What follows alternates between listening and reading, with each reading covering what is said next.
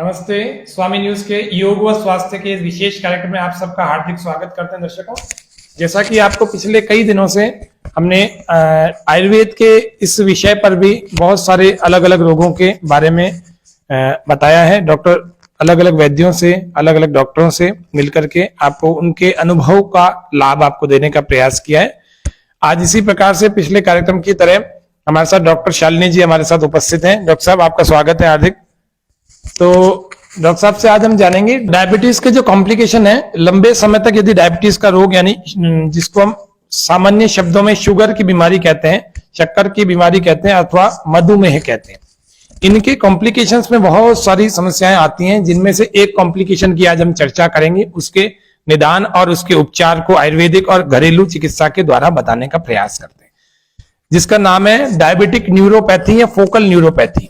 ये क्या है आज हम जानते हैं डॉक्टर साहब से। डॉक्टर साहब, बहुत सारे लोग कहते हैं कि डायबिटीज इतने सालों से हमारे को है, तो हमें, मेरे पास तो कई विशेष रूप से आते हैं, तो हमें घाव जब हो जाते हैं शरीर में तो वो घाव बहुत देर से भरते हैं।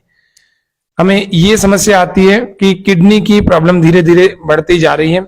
क्या हम दवाइयों को लेकर के कुछ अच्छा काम कर रहे हैं या फिर हम कुछ ऐसा अलग कुछ करें जिससे कि हम इस बीमारी के कॉम्प्लिकेशन से, साथ में फिर वो दवाइयां हैं उनके कॉम्प्लिकेशन से, क्योंकि दवाई को तो पता थोड़ी है पेट में जाके क्या काम करना, वो तो डाइल्यूट होके पूरे ओवरऑल बॉडी पर काम करती है। उसको थोड़ी पता है पेनक्रियास पर करना है कि इंसुलिन के ऊपर करना है या क्या करना है। लेकिन समस्या ये आती है कि व्यक्ति के पास और कोई उपाय नहीं है। डॉक्टर साहब ने लिख दिया कि ये जब तक मर नहीं जाओगे तब तक आपको ये लेनी ही पड़ेगी। मैं यहाँ एलोपैथिक के डॉक्टरों की या एलोपैथी की पद्धति का यहाँ पर मैं आपको आलोचना नहीं कर रहा, मैं केवल इतना बता रहा हूं कि नेचर की शरण में आकर के आप दवाइयों से बच सकते हैं। अपनी दिनचर्या को, अपनी आहारचर्या को, अपनी ऋतुचर्या को और योग को मॉडिफाई, जीवन को मॉडिफाई करें। योग को ऐड करके, हम आयुर्वेद को ऐड करके किस प्रकार से हम जीवन में अलग अलग रोगों से बच सकते हैं। रही बात दवाइयां जो चल रही हैं, उनको भी धीरे धीरे हम कम करके धीरे धीरे जीरो पर आ सकते हैं। इसको असंभव नहीं कहते, असंभव नहीं है ये कुछ भी। आज वर्ल्ड में योग और आयुर्वेद का इतना बड़ा बूम आया हुआ है, इतना लोग जागरूक हैं योग और आयुर्वेद को लेकर के, तो हम भी अगर अपनी लाइफ में थोड़ा सा मॉडिफिकेशन करें, थोड़ा सा मॉडिफाई करें, कुछ ऐड करें, कुछ लेस करें, तो हम भी रोगों के, इन दवाइयों के जंजाल से बच सकते हैं। तो आइए, मैं आपका अधिक समय न लेते हुए डॉक्टर साहब के पास चलते हैं। डॉक्टर साहब, ये डायबिटिक न्यूरोपैथी है क्या और ये फोकल न्यूरोपैथी क्या है? ये बहुत आजकल नाम सुनने में आता है, तो कृपया आप इसका थोड़ा सा परिचय दें।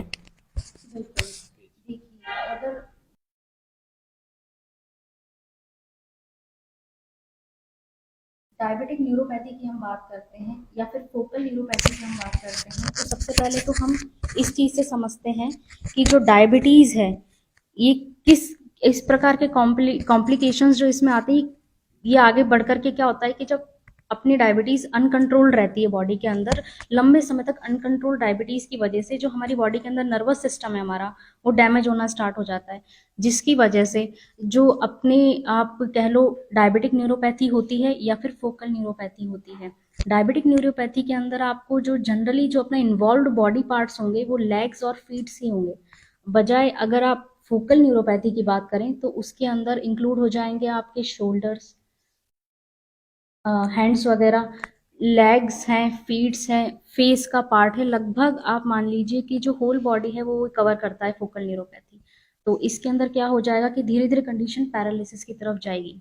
मतलब आपके कहने का मतलब है, अगर ये समस्या हमें आ रही है तो हमारे पैर, हमारी टांगे, हमारे कंधे और हमारे हाथ पैर, इन सबको प्रभावित करता है और धीरे धीरे हो सकता है अगर इसका कॉम्प्लिकेशन बढ़ जाए तो लकवा भी व्यक्ति को आ सकता है।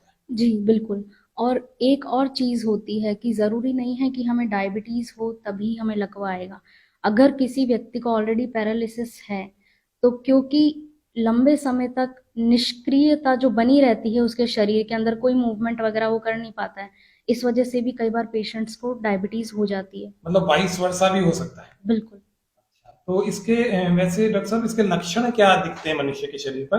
डॉक्टर साहब, हम ये जानना चाहते हैं कि इस रोग का और कौन से अंगों पर प्रभाव पड़ता है, बुरा प्रभाव पड़ता है, थोड़ा सा और परिचय हो जाए इसका। जी बिल्कुल। अगर देखा जाए तो डायबिटीज में जो क्या होता है कि शुगर बढ़ जाती है, और उसका रीजन पीछे का ये रहता है कि हमारे बॉडी में पैनक्रियाज या तो इंसुलिन कम रिलीज करता है या बन नहीं पा रहा है, कि कोई भी रीजन हो सकता है।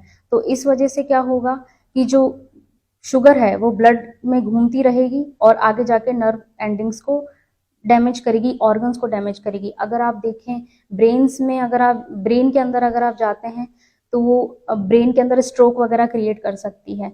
अगर आप आईज के अंदर जाए तो वो रेटाइनोपैथी क्रिएट कर सकती है, जो आंखों का पर्दा है पीछे वो खराब हो सकता है, जिसकी वजह से आगे जाके अंधापन आ सकता है।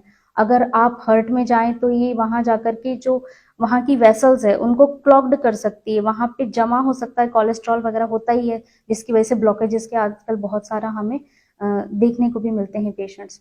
इसके अलावा अगर आप अपने किडनी पे जाएं तो वहाँ नेफ्रोपैथी हो जाती है, स्टीनोसिस हो जाता है, आर्थ्रोस्क्लेरोसिस हो जाता है। अगर हम वेसल्स में जाते हैं, मतलब कि जो वेसल्स है, जो हमारा जो ब्लड को प्रवाह कराने वाली हैं, ब्लड वेसल्स, उनमें हार्डनिंग हो जाती है, वो सख्त हो जाती है, उतनी लचीली रहती नहीं है।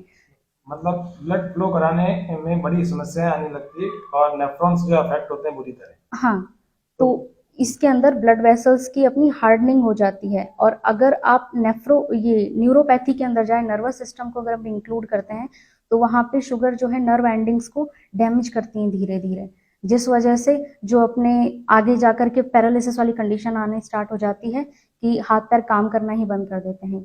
इवन फेस के ऊपर भी पैरालिसिस के सिम्टम्स देखते हैं अपन। तो दर्शकों, जैसा कि डॉक्टर साहब ने बताया, इस रोग का जो परिचय थोड़ा सा कम शब्दों में आपके इस मस्तिष्क में आ जाए कि हम आज किस बारे में बात करने वाले हैं। डॉक्टर साहब, इसके अलावा इस रोग के लक्षण क्या होते हैं?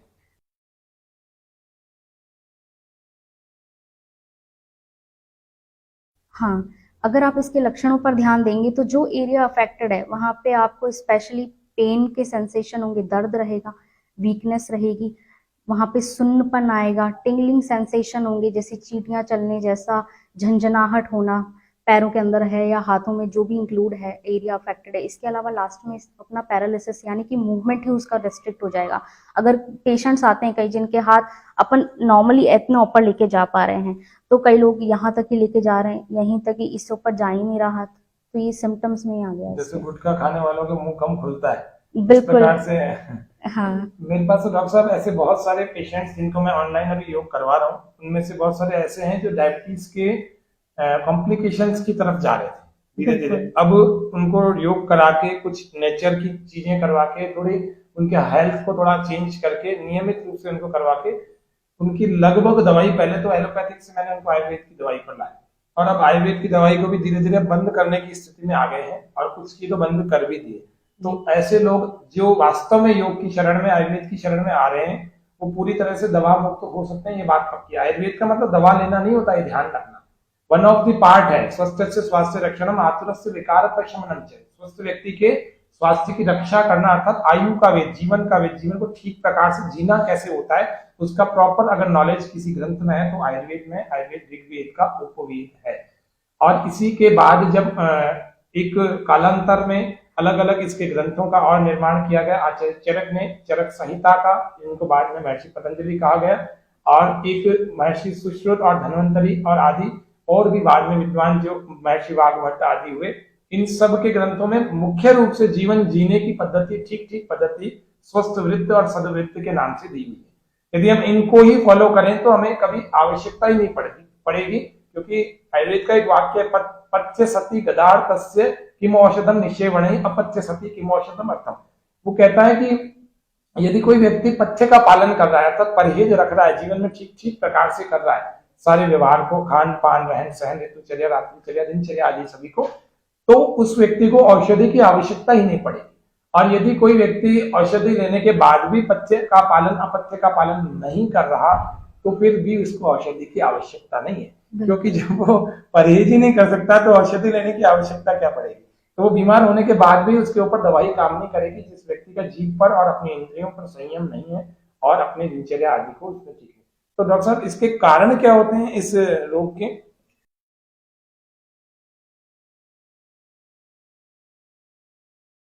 इस रोग के कारण अगर हम देखें तो इसके अंदर एक तो सेडेंटरी लाइफस्टाइल जिस तरह का हो गया है आजकल देखा जाए तो सिटिंग जॉब्स, बच्चे जो हैं अगर आप देखें तो पढ़ाई करने के लिए 16-16 घंटे पढ़ाई करते हैं। इवन यूट्यूब चैनल्स के ऊपर तो दिखाया भी जाता है 16-16 घंटे आप पढ़ाई कैसे करें। तो अब व्यक्ति को व्यायाम का समय कहाँ से मिलेगा बताइए। व्यक्ति के बॉडी के अंदर मूवमेंट होना बहुत ज़रूरी है। अगर हम उसका सारा ही समय ले लेंगे, वो सिर्फ पढ़ता ही रहेगा या सिर्फ जॉब्स के अपने टारगेट्स पूरा करता रहेगा, तो अब फिर उसकी लाइफ से जो व्यायाम है, जो बॉडी के मूवमेंट्स हैं, वो जो एक स्वस्थ रहने का तरीका है, वो धीरे धीरे व्यक्ति खो देगा।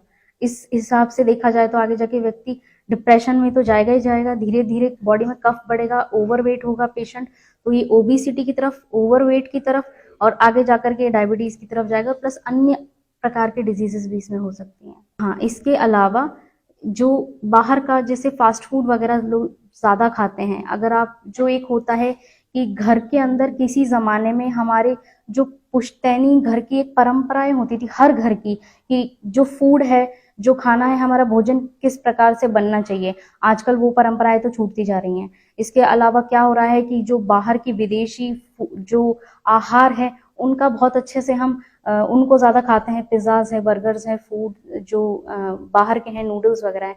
हालांकि ये फूड गलत नहीं है उनके देशों के लिए, हर देश का एक फूड स्पेसिफिक होता है, वो लोग खा रहे हैं वो ठीक है क्योंकि वो उनको सूट कर रहा है, क्योंकि वो ऐसी जगह पर रह रहे हैं। जरूरी नहीं है हम भारत में रह करके ज्यादा हम अमेरिका का फूड खाएंगे तो हमें डाइजेस्ट हो जाएगा, हम चाइना का फूड खाएंगे हमें डाइजेस्ट हो जाएगा।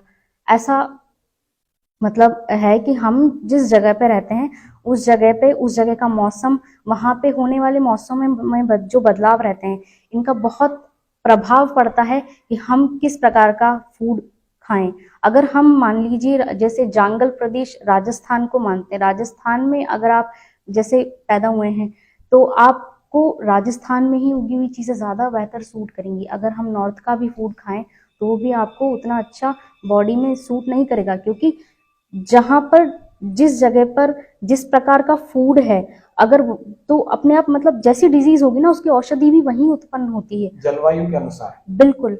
तो अगर हमें करना क्या, हमें बस एक बैलेंस बनाना है। अगर पसंद है तो खा सकते हैं लेकिन कभी कभार, बाकी जब जिस जगह पर रहें, जो मौसम चल रहा है, जो काल चल रहा है, प्लस जो आयु की अवस्था चल रही है, बाल अवस्था है, युवा अवस्था है, वृद्धावस्था है, तो जीरो से स्टार्ट हुए थे हम, वापस जीरो पे जाएंगे हम, ठीक है। बीच में एक पीक पॉइंट आएगा युवा अवस्था, तो हमें फूड आहार पूरा उस अकॉर्डिंग चेंज होता रहना चाहिए। जीरो में हम लिक्विड डाइट से स्टार्ट करते हैं, तो हम तो एक्चुअली क्या होता है कि हमारी जो बॉडी है वो उसके अंदर बहुत सारे वेरिएशंस आते हैं, एज के अकॉर्डिंग हमारी बॉडी में बदलाव होते हैं। जब हमारा बचपन चल रहा होता है तब हमारी डाइट एकदम लिक्विड होती है, लिक्विड से सॉलिड की तरफ जाते हैं।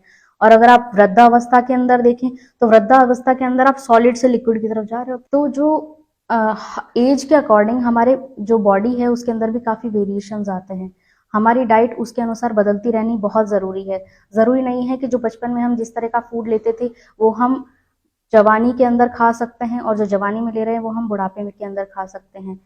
हम जब बचपन में जब छोटे होते हैं तो हम लिक्विड आहार विहार लेते हैं, धीरे धीरे उसको सॉलिड फूड पे लेके आते हैं। इसी प्रकार युवा अवस्था के अंदर हमारी अग्नि अच्छी होती है जो सब कुछ पचा लेती है, लेकिन जरूरी नहीं है कि वृद्धावस्था के अंदर जो हम खाना युवा अवस्था का खा रहे थे वही खाना हम आगे भी कंटिन्यू कर पाए। तो वहां पे हमको क्या होगा, वापस जो अपना फूड है उसको सॉलिड से थोड़ा लिक्विड की तरफ लेके जाना पड़ेगा।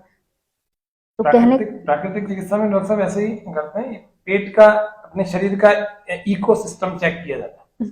अब वो इकोसिस्टम अगर हमारा अलाउ कर रहा है किसी फूड को इनटेक करने में या रिजेक्ट करने में, तो थोड़ा उस पर हमें वर्क करना चाहिए। ऐसे सामान्य रूप से वैसे पता लग भी जाता है कि मुझे ये नहीं अच्छा लग रहा, या मुझे इच्छा तो हो रही है लेकिन मुझे लग रहा है कि मेरे लिए अच्छा नहीं है। हाँ। अब इस आत्मा की आवाज को कोई व्यक्ति सुन ले तो फिर बीमारी क्यों पड़े। बिल्कुल। तो डॉक्टर साहब हम एक और बात जानना चाह रहे हैं, ये आपने योग का परिचय दिया, उसके अलावा इसके लक्षण बताए, इसके कारण बताए। अब हम ये जानना चाहते हैं कि इंडिकेशंस क्या है, क्या ऐसे संकेत हमें शरीर में दिखेंगे जिससे हमें अनुमान हो कि वास्तव में डायबिटिक न्यूरोपैथी या फोकल न्यूरोपैथी के लक्षण है।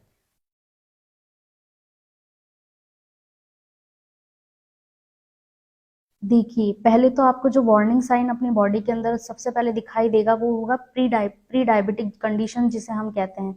मतलब कि आपकी बॉडी में शुगर का लेवल बढ़ा हुआ है, लेकिन वो इतना बढ़ा हुआ भी नहीं है कि आपको डायबिटीज जो टाइप 2 है वो कॉज कर दे, तो मतलब आप ओवरवेट हो रहे हैं, ठीक है, लेकिन अभी आपको डायबिटीज है नहीं, तो इस तरह ये एक वार्निंग साइन है। तो इससे हम समझ सकते हैं कि हाँ, हमारा जो सिस्टम है वो डायबिटीज की तरफ जा रहा है अब। ठीक है, ठीक है। तो डॉक्टर साहब, इसमें ये तो चेतावनियां हैं, संकेत हैं, हमारे रोग के चिन्ह हैं, समझो कि ये ऐसा ऐसा हो रहा है। तो प्री डायबिटिक हुआ, ऐसे कई सारे होते हैं। मैंने ऐसा भी देखा है जिनको न्यूरो की कभी प्रॉब्लम रही नहीं, उन्होंने 2-3 बीमारियों की ऐसी जबरदस्ती दवाइयां खा ली और खाने के बाद ऐसी स्थिति में आ गए कि न्यूरो की प्रॉब्लम हो गई। अभी एक पेशेंट योग कर रही हैं, उनकी समस्या ये थी कि रात को उनको नींद नहीं आती थी। मैंने कहा नींद आती नहीं है या आप कहीं ओवर थिंकिंग? बोले ओवर थिंकिंग भी नहीं है, कुछ भी नहीं है, केवल मेरी जो पैर है ना वो चलता रहता कंटिन्यू। न्यूरो का डिसऑर्डर था। डॉक्टर ने न्यूरो की दवाई शुरू कर दी थी, महीने भर बाद मेरे पास आए। अब मैंने उनको योगाभ्यास करवाना शुरू किया अकॉर्डिंग टू उन्हीं के स्पेसिफिक कुछ प्रैक्टिसेस थी न्यूरो, वो कराना शुरू किया। 1 महीने बाद मैंने उनसे पूछा, मैंने कहा क्या दिक्कत है, अब बताओ। बोले 90% ओके। और दूसरे दिन से उनको नींद आने अच्छी सी लग गई, जबकि वो पाँव कंटिन्यू चलता था।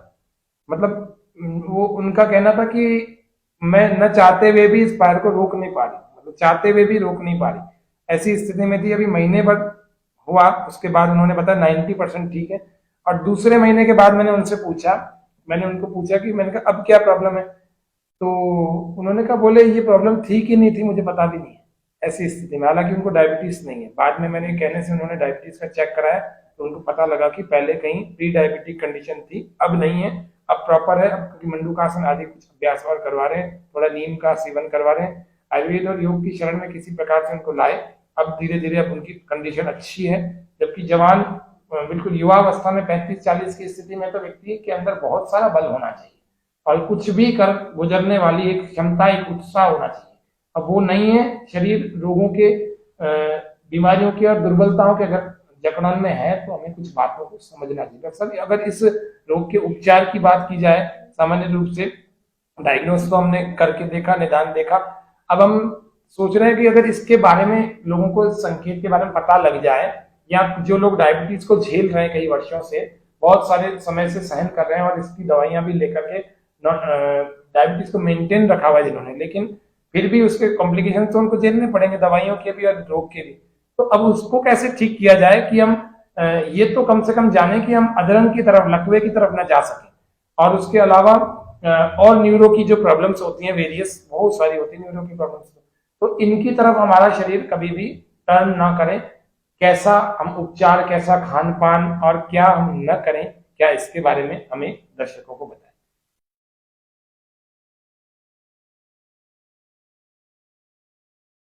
जी, बिल्कुल। देखिए, अगर हम इस चीज़ पर ध्यान दें कि आज हमारा जो टॉपिक है डायबिटिक न्यूरोपैथी है या फोकल न्यूरोपैथी हमने लिया है, तो इसके अंदर हमारी नर्व्स का इन्वॉल्वमेंट ज़्यादा है। तो इसका हमने रीज़न बताया था कि सेडेंटरी लाइफ़स्टाइल, ओवर ईटिंग, तो इस तरह की चीज़ों को अगर हम, जो कॉजेज़ अगर हम उनका ही हम अपनी लाइफ़स्टाइल से अगर उनको बाहर कर दें, तो इसकी शुरुआत नहीं होगी। मतलब कि एक तो बॉडी को, जो हम एक ही निष्क्रिय अवस्था में बैठे रहते हैं, चाहे किसी भी रीजन से हम स्टडीज कर रहे हैं, हमारी जॉब्स इस तरह की 8-8, 9-9 घंटे, इवन कई बार तो हमें ओवर काम करना पड़ता है जॉब्स के अंदर। तो इस, मतलब शरीर को चलाना है कुल मिला के, जो कुछ एक्सरसाइज वगैरह करें, वॉक पर जाएं, बॉडी की जो मसल्स हैं, क्योंकि जब मसल्स वगैरह अच्छे से काम करेंगी तो वो क्या, जो मेटाबॉलिज्म उनका अच्छा फास्ट होगा, तो जो ग्लूकोज जो हमारा प्रेजेंट है ब्लड के अंदर, फिर उसकी अमाउंट वैसे भी धीरे धीरे घटेगी अगर बॉडी अच्छे से वर्क करती रहेगी। तो हमें पहली बात तो ये कि बॉडी को चलायमान स्थिति के अंदर बनाए रखना है। जितना हम बैठें उसमें कुछ कुछ गैप्स लेकर के हम चला फिरा करें, कुछ योगासन वगैरह कर लें। तो कुल मिला के ये है कि पहली तो ये है कि विहार के अंदर हमें क्या करना है, बॉडी को चलायमान रखना है। चक्रमण कहते हैं पैदल चलना, ज्यादा तेज नहीं चलना है, स्टार्टिंग आप धीरे से स्टार्ट कर सकते हैं। इसके अलावा आहार विहार में आप देख सकते हैं कि आहार के अंदर स्पेशली किन चीजों का ध्यान रखना है, तो जो चीजें कफ वर्धक हो, जैसे कि मधुर, अम्ल, लवण, कटु, तिक्त, कषाय, 6 रसों का वर्णन आयुर्वेद में किया गया है। इसके अंदर से जो मधुर, अम्ल और लवण, ये कफ वर्धक होते हैं। मधुर यानी कि मीठा रस हो गया, लवण हो गया अपना नमकीन ये रस हो गया, और जो आंवला हो गया अपना खट्टा रस हो गया। तो ये जो पदार्थ हैं ये कफ को बढ़ाते हैं। तो इसके जितने भी आगे आप प्रोडक्ट्स देखें, जो आप फूड में भी देखें, मीठे रस हैं, जो अपने वाटरमेलन्स हैं, तरबूज वगैरह हैं, नारंगियां हैं, बनाना है, इस ऐसी चीजों को, इवन कुछ सब्जियां भी ऐसी आती है जैसे भिंडी वगैरह हुई जिसके अंदर लार जैसी एक द्रव्य होता है। तो जो इस तरह की चीजें हैं जो चिपचिपी हों और जो बहुत ज्यादा मीठी हों, बहुत ज्यादा नमक, ऐसी चीजों को हमें लाइफ में अवॉइड करना चाहिए। जो मीठा बाहर का, जैसे मिठाइयाँ वगैरह भी और चीजें हो गई, तो इस तरह के। अब इसके अलावा कटु, तिक्त और कषाय, 3 रस ये कफ को डिक्रीज करते हैं हमारी बॉडी के अंदर। कटु यानी कि तीखा हो गया, और तिक्त कषाय और तिक्त कसेला एवं कड़वा रस, इनको हम बॉडी के अंदर ले तो इससे क्या होगा, हमारा लिवर अच्छे से वर्क करेगा। लिवर अच्छे से वर्क करेगा तो वो जल्दी जल्दी जो ग्लूकोज है उसको कन्वर्ट कर देगा ग्लाइकोजन में। तो आपके पास बॉडी में शुगर बचेगी ही नहीं, जो कहीं ना कहीं ब्लड में घूमती रहे और आगे डिजीज कॉज करे। तो इसमें खाने की चीजों में कुछ चीजें अवॉइड अगर की जाए तो क्या की जाए? जैसे आप अगर अवॉइड करें तो आप अवॉइड कर सकते हैं कि जैसे बनाना हुआ, यानी कि अपना जो केला है, इसके अलावा आप जो नारंगी है, तरबूज है, बाहर का जो फास्ट फूड है, तला भुना आप खाते हैं, अगर मेयोनीज है, आप देखें ज्यादा बटर वगैरह आदत है खाने की, ज्यादा ऑयली, ज्यादा एकदम ऐसी चीजें जो इजीली डाइजेस्टेबल ना हो। क्योंकि अगर आप नॉर्मली भी देखें, अगर फॉर एग्जांपल हम किसी नाली को लेते हैं, अगर आप कोई ग्रीसी टाइप का मटेरियल नाली में से गुजारोगे तो वो नाली को सकड़ा कर देगा, वो चिपकने लग जाएगा, जमने लग जाएगा। हमारी जो ब्लड वेसल्स है उनका भी यही है। अगर हम ऐसा फूड खाएंगे जो ग्रीसी टाइप का होगा, जो ग्रीस बनाएगा हमारी बॉडी में, तो वो हम चल फिर नहीं रहे तो पचने से तो रहा, तो वो आगे जाके हमारी जो ब्लड वेसल्स है उनको संकीर्ण कर देगा और ज्यादा वहां चिपकने लग जाएगा। और इसके अलावा अगर हमारे नर्व्स पे देखें तो वहां पे भी उसके कुछ जो पार्ट्स है फर्दर वो और टूट टूट करके छोटे हो जाएंगे, तो वो आगे जाकर के सबको डैमेज करना स्टार्ट कर देंगे, ऑर्गन्स वगैरह को। तो हमें ऐसी चीजों से बचना है जो चीजें डिजीज कॉज करें। अंगूर भी इसमें आ सकते हैं, तरबूज भी आ सकता है ना, खजूर भी बिल्कुल आ सकते हैं, केला बिल्कुल आपने बताया, ऑरेंज आपने बताई, फास्ट फूड जंक फूड आपने बताया। अगर इस तरह की चीजों को वास्तव में नहीं लिया जाए तो हम आज के बताए हुए इस रोग से बच तो सकते हैं, साथ ही इस कंडीशन से बाहर भी आ सकते हैं यदि आपने ध्यान दिया। तो दर्शकों, जैसा कि हमने बहुत सारी बातें आपके साथ की, बहुत सारी संक्षिप्त रूप में बहुत सारी बातें समझाई, अंत में हम आज के कुछ अन्य सुझावों को डॉक्टर साहब से जानते हैं। डॉक्टर साहब, और क्या किया जाए लाइफ में मॉडिफिकेशन, क्या ऐड क्या किया जाए, क्या लेस किया जाए जिससे कि हम स्वस्थ ही बने रहें? जी, एक चीज और मुझे बड़ी अच्छी ध्यान आ रही है, आयुर्वेद में जो थाली होती है उसके बारे में वर्णन किया गया है कि 6 के 6 रस हमारी थाली में प्रेजेंट होना जरूरी है। अगर हम भोजन को ही, थाली को ही बैलेंस कर लें अपनी, तो हमें जरूरत ही नहीं पड़ेगी इतना ज्यादा सोचने के लिए। हम क्यों ना बैलेंस करके चलें कि जो मधुर, अम्ल, लवण, कटु, तिक्त, कषाय, जो 6 के 6 रस हैं, मीठा, खट्टा, नमकीन, कड़वा, कसेला और तीखा, अगर हम इन सबको बैलेंस करके चलें तो हमारी बॉडी में जो इनका अप एंड डाउन चलता रहता है वो होगा ही नहीं, तो आगे जाके डिजीज ही कॉज नहीं होगी। तो कृपया, और कड़वा रस तो स्पेशली हमारी मतलब थाली से तो बाहर ही हो गया है। अब तो दवाई में ही देखने को मिलता है, कड़वी कड़वी दवाई हम खाते तो हम जल्दी ठीक हो जाते हैं। अगर हम खाना ही कड़वा कड़वा खाना स्टार्ट कर दें तो हम पहले से ही ठीक रहे, दवाई खाने की जरूरत ना पड़े। जी बिल्कुल बिल्कुल डॉक्टर साहब।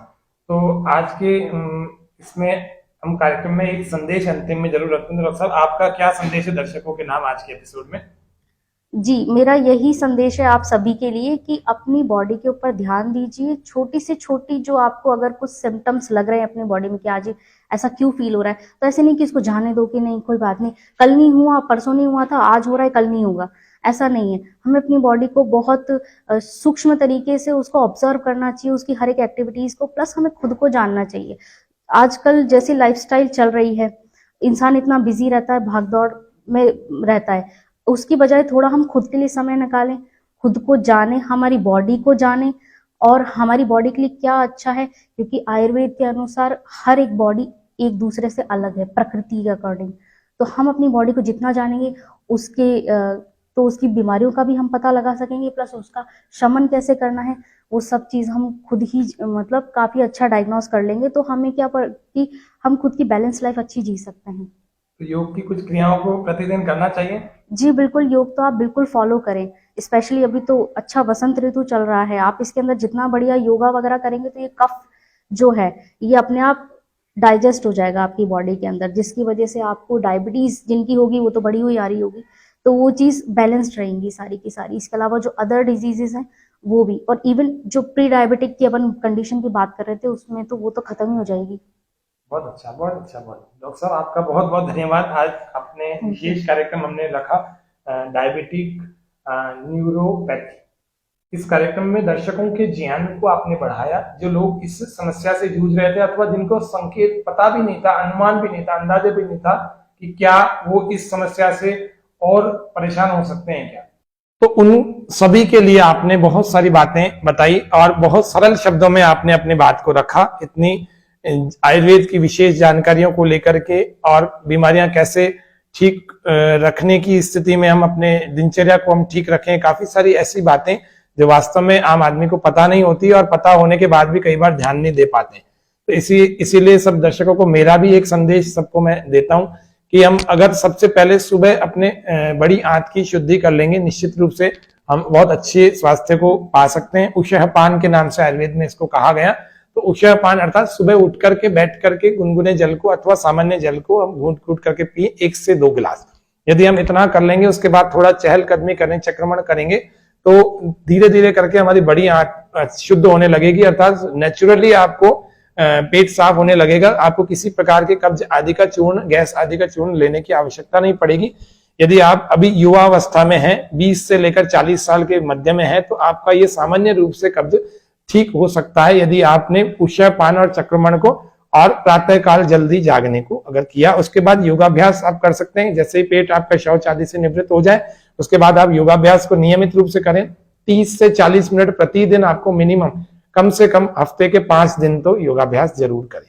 2 दिन आपने अगर अवकाश भी दे दिया तो दूसरी किसी शारीरिक गतिविधि को करें, लेकिन योगाभ्यास में कुछ आसन, कुछ प्राणायाम और कुछ ऐसी सूक्ष्म व्यायाम आदि और ध्यान, योग निद्रा आदि का अभ्यास होता है जो हमें स्ट्रेस को बिल्कुल डाउन कर देता है। जो नेगेटिव हार्मोन्स, नेगेटिव की जो केमिकल रिएक्शन है उनको बिल्कुल डाउन कर देता है, कॉर्टिसोल को घटा देता है, और डोपामाइन, सेरोटोनिन और बहुत सारे ऐसे ऐसे सकारात्मक जो एंडोर्फिन आदि, उनको सबको बढ़ा करके हमें हैप्पीनेस, हैप्पी हार्मोन्स रिलीज करके, वास्तव में stress is the main cause of all disease. सारे तनाव, सारे जितने रोगों की जड़ होती है वो तनाव होता है। तो इस तनाव को ही घटा देता है, तो तनाव को बिल्कुल शून्य कर देता है, तो व्यक्ति के बाकी रोग आएंगे कहां से।